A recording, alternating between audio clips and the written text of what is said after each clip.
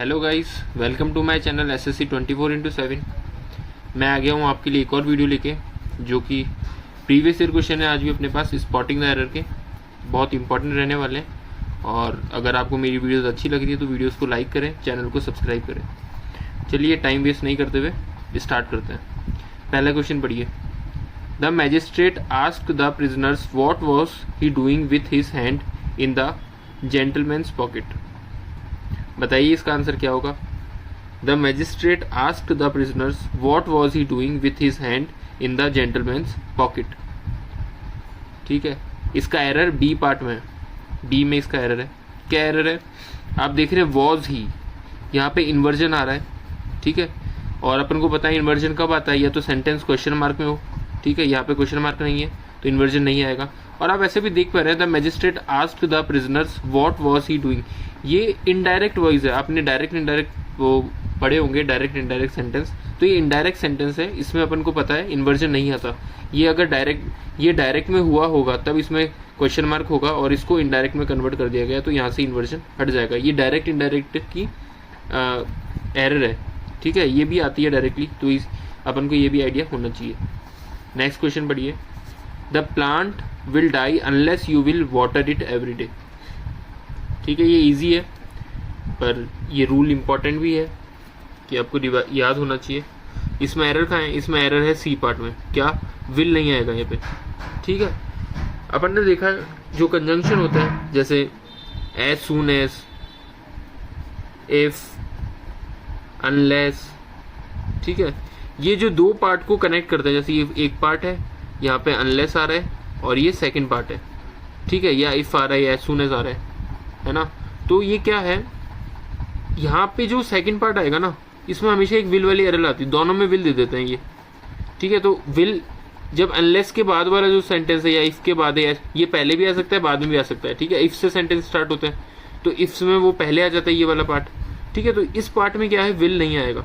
ठीक है, आपने ऐसे क्वेश्चन जरूर देखे होंगे और यहाँ पे विल नहीं आएगा, तो यहाँ पे एरर सी पार्ट में, as soon as, if, unless, या और भी ऐसे कंजंक्शंस हैं जिनमें ये एरर दे देता है SSC।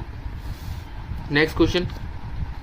This question paper comprises from questions on general awareness and reasoning. This question paper comprises from questions on general awareness and reasoning. ठीक है, ये तो इजी आपको पता लग गया होगा पढ़ते ही। कंप्राइजेस फ्रॉम नहीं होता, कंप्राइजेस के बाद क्या होता है, कंप्राइजेस ऑफ। ठीक है, कंप्राइज ऑफ, कंसिस्ट ऑफ, ये कॉमन प्रीपोजिशन की एरर है। प्रीपोजिशन इजी अपन को लगता है, काफी टफ है। आप एक बार किसी भी बुक से जहाँ प्रीपोजिशन का चैप्टर है वहाँ वर्ड्स दे रखे होंगे किसके साथ क्या आएगा, वो अगर आप एक बार पढ़ लेंगे तो आपके लिए काफी इजी हो जाएगा। ऐसा नहीं है रटना है उनको, एक दो बार रीडिंग में ही आपको याद रह जाएंगे। फिर आप जब भी एरर बनाओगे तो आपको याद आएगा, हाँ यार कंप्राइज के बाद फ्रॉम नहीं था, कंप्राइज के बाद ऑफ था। ठीक है, चलिए next question. The tutorials are so elementary that they can help neither you nor I. These tutorials are so elementary that they can help neither you nor I. यहाँ error D part में है। ठीक है, तो यहाँ you तो ठीक है, नॉर के बाद इधर क्या आना चाहिए, मी आना चाहिए। क्यों? क्योंकि अपन को पता है दो केस होते हैं, एक तो सब्जेक्टिव केस प्रोनाउन में दो केस पड़े होंगे, सब्जेक्टिव एंड ऑब्जेक्टिव। ठीक है, तो यहाँ पे ऑब्जेक्टिव केस की जरूरत है। सब्जेक्टिव जो एज अ सब्जेक्ट यूज, कोई भी सेंटेंस होता है तो उसका बेसिक स्ट्रक्चर क्या होता है, सब्जेक्ट, वर्ब एंड ऑब्जेक्ट। ठीक है, तो सब्जेक्ट में जो लगते हैं वो सब्जेक्टिव केस और ऑब्जेक्ट में जो लगते हैं वो ऑब्जेक्टिव केस। जैसे एग्जाम्पल सब समझ लेते हैं। आई क्या है, आई सब्जेक्टिव केस है, ये हमेशा एज अ सब्जेक्ट यूज होता है। मी क्या है, ऑब्जेक्टिव केस है, ये एज अ ऑब्जेक्ट यूज होता है। जैसे वी का क्या होता है, us, we is a subject, us is a object. You का यू ही रहता है, तो यहाँ पे देख रहे हैं। ठीक है, यहाँ पे बच्चे कंफ्यूज हो सकते हैं कि ये यू सब्जेक्ट है ऑब्जेक्ट है ना। यू सेम रहता है सब्जेक्ट में भी ऑब्जेक्ट में भी, तो यहाँ यू ऑब्जेक्ट की फॉर्म में यूज है और आई का अपन मी कर देंगे ऑब्जेक्ट की फॉर्म में। ठीक है, शी का हर, ही का हिम, इट का इट ही रहता है, दे का दैम हो जाता है। ठीक है, तो ये आप लिख भी सकते हैं कॉपी में ताकि याद रहे। वैसे तो इजी आपको पता होंगे जहाँ तक मुझे लग रहा है। चलिए नेक्स्ट क्वेश्चन की तरफ उठते हैं।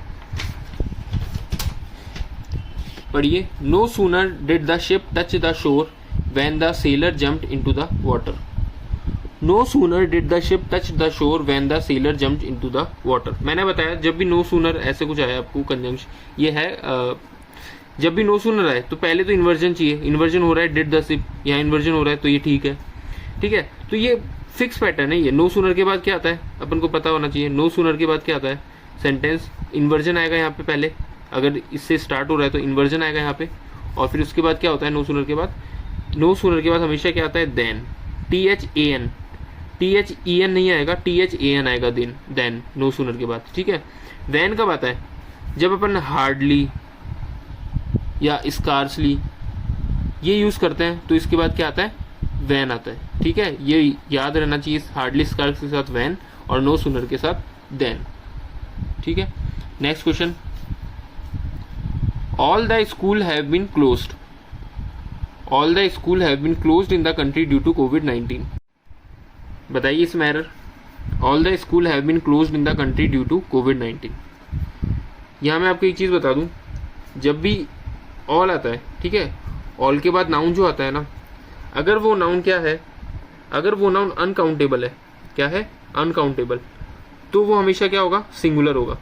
जो नाउन होगा वो क्या होगा, सिंगुलर, ठीक है। जैसे अनकाउंटेबल है, जैसे ऑल द मिल्क, तो वो मिल्क ही रहेगा, मिल्क्स नहीं होगा, ठीक है।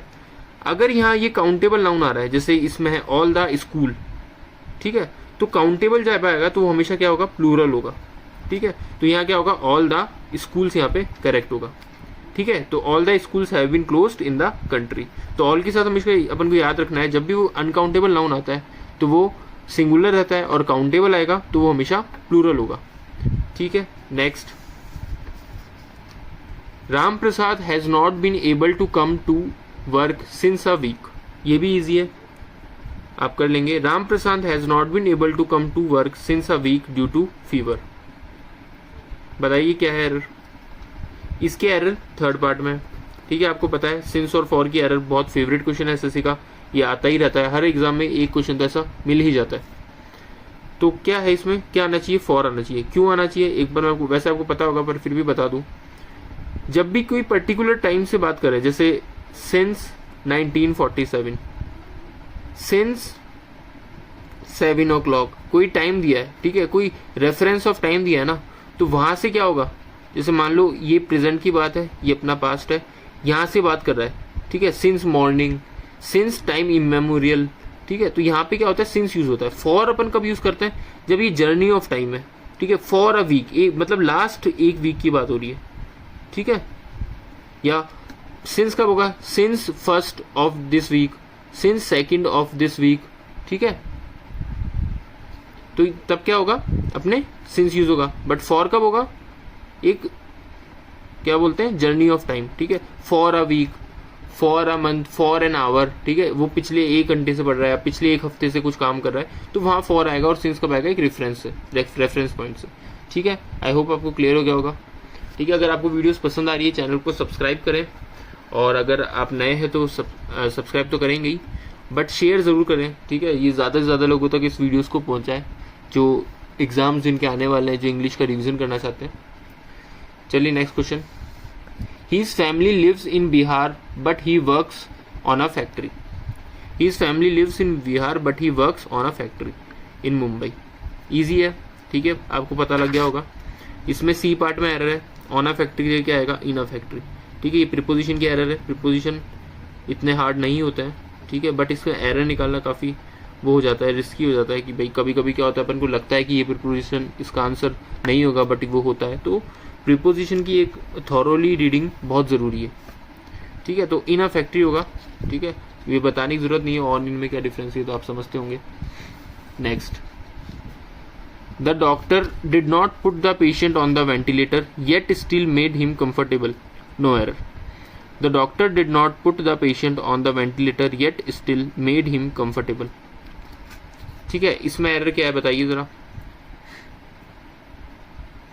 ठीक है। इसमें एरर्स थर्ड पार्ट में, अगर आपको टाइम नहीं मिल रहा है वेट करने का, सोचने का, तो आप वीडियो को पोज कर ले, ठीक है। अपन मैं फालतू वीडियो लंबी करके कोई सेंस नहीं है, तो मैं जल्दी क्वेश्चन पढ़ते ही आंसर बता देता हूँ, तो क्वेश्चन पढ़ने के बाद आप पोज करके आप सोच सकते हैं। इसमें सी पार्ट में एरर है, येट और स्टिल, ठीक है। येट और स्टिल दोनों एक साथ नहीं आएंगे, ये सुपरफ्लस हो जाएगा, ठीक है। येट का मतलब भी वही होता है और स्टिल का मतलब भी वही होता है, ठीक है। येट नेगेटिव सेंस में यूज होता है, ठीक है। येट मतलब अभी तक, स्टिल मतलब भी अभी तक, है ना। तो ये सुपरफ्लस हो जाएगा, इसलिए एरर सी पार्ट में होगा। चलिए नेक्स्ट क्वेश्चन,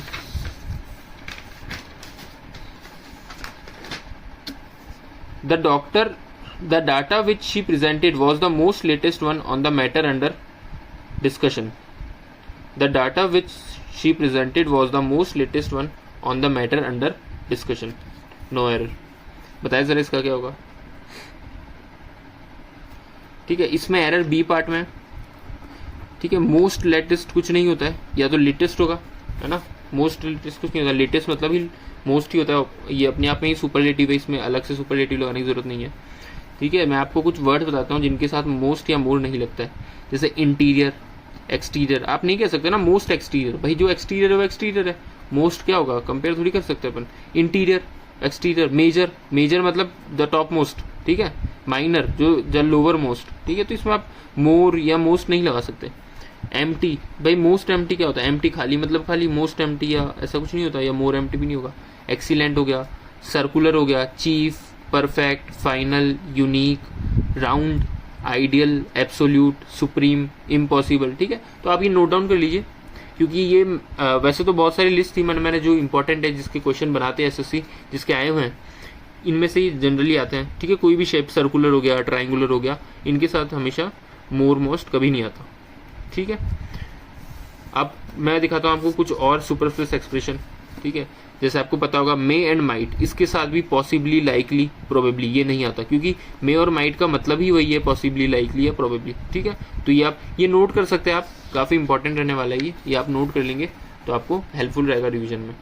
कैन, कुड के साथ भी एबल टू, केपेबल ऑफ नहीं आएगा, क्योंकि इसका मतलब भी खुद में वही है. कजिन सिस्टर, अपन जनरली बोलते हैं he is my cousin brother, he is my cousin sister, she is my cousin sister, तो ये बिल्कुल गलत होता है. ठीक है, cousin, he is my cousin ऐसा हो सकता है, या शी इज़ माई कजन. ठीक है, सिस्टर या ब्रदर अपन कभी नहीं लगाते, ये गलत हो जाता है, सुपरफ्लस हो जाता है.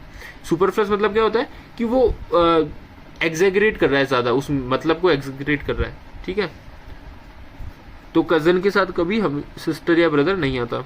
अवेट, फॉर, अवेट के साथ भी फॉर नहीं आता. काइंडली के साथ प्लीज नहीं आता, क्योंकि इसका खुद में ही मतलब वही है. अब ये तीन है ना, ये बहुत इंपॉर्टेंट है, ये देख लीजिए, इस पे क्वेश्चन आते हैं और आएंगे. मुझे लग रहा है इस पे क्वेश्चन आएगा आने वाले एग्जाम्स में, इनमें क्वेश्चन बहुत अच्छे बनेंगे. Rain, cats and dogs. ठीक है, इसके बाद कभी भी लाइक नहीं आएगा. इस पर एरर आता है और अपन को पता भी नहीं चलेगा कि ये एरर आ गया. पढ़ने में अपन को बिल्कुल भी आइडिया नहीं होगा. ठीक है, क्योंकि ये लाइक सूट करेगा उस सेंटेंस में कि यार लाइक आना चाहिए, बट वो लाइक गलत होगा. रेन्स, कैट्स एंड डॉग के साथ कभी लाइक नहीं आएगा. बैग्स एंड बैगेज के बाद विथ नहीं आएगा. टूथ एंड नेल के साथ भी विथ नहीं आएगा. ठीक है, तो ये आप कहीं नोट कर लीजिए, ये बहुत इंपॉर्टेंट है. ठीक है, और ब्लंडर के साथ भी कभी बिग नहीं आता, ये बहुत बार आया हुआ भी है और आता भी रहेगा. ठीक है, इंग्लिश क्या है, ऐसा सब्जेक्ट है कि कुछ खत्म नहीं होगा इसमें कभी. वही चीज़ है, वही चीज़ें रिपीट होगी, वही एरर वगैरह रिपीट होने वाले हैं. जो रूल्स है वो लिमिटेड है, ऐसा नहीं है अनलिमिटेड रूल्स है, और उन्हीं रूल्स पे क्वेश्चन बनते जाते हैं. ठीक है, अगर आपको वीडियो पसंद आई है तो वीडियो को लाइक कर दें, वीडियो को शेयर ज़रूर करें. जो अपने के फेलो फ्रेंड्स हैं आपके जो तैयारी कर रहे हैं इनकी एग्जाम, एसएससी की एग्ज़ाम की या यूपीएससी, एनडीए, जिनमें भी इंग्लिश पूछी जाती है, तो उनमें आप वीडियो को शेयर ज़रूर करें. चलिए फिर मिलते हैं नेक्स्ट वीडियो में. Thank you.